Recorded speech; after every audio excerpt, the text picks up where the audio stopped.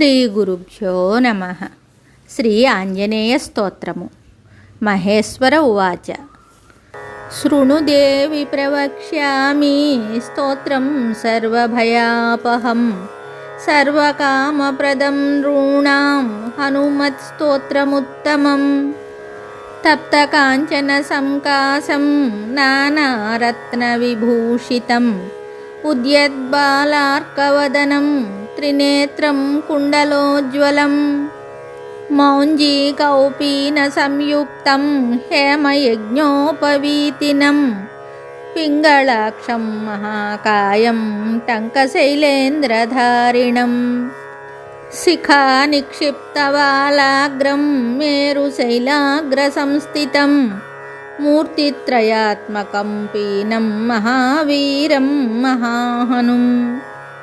హనుమంతం వాయుపుత్రం నమామి బ్రహ్మచారిణం త్రిమూర్త్యాత్మకమాత్మస్థం జపాకుసుమసన్నిభం.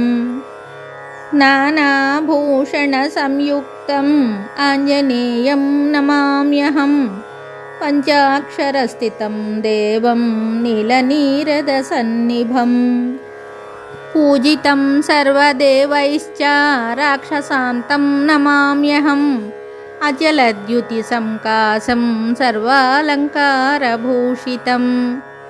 షడక్షరస్థితం దేవం నమామి కపినాయకం తప్తస్వర్ణమయం దేవం హరిద్రాభం సురార్చితం. సుందరం సాబ్జనయనం త్రినేత్రం తం నమామ్యహం అష్టాక్షరాధిపం దేవం హిరవర్ణసముజ్వలం.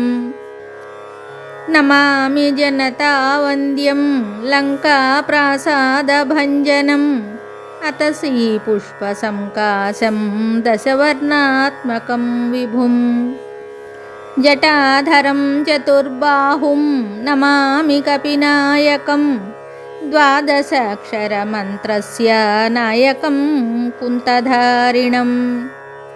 అంకుశం చ దధానం చ కపివీరం నమామ్యహం త్రయోదశాక్షరయుతం సీతాదుఃఖనివారిణం.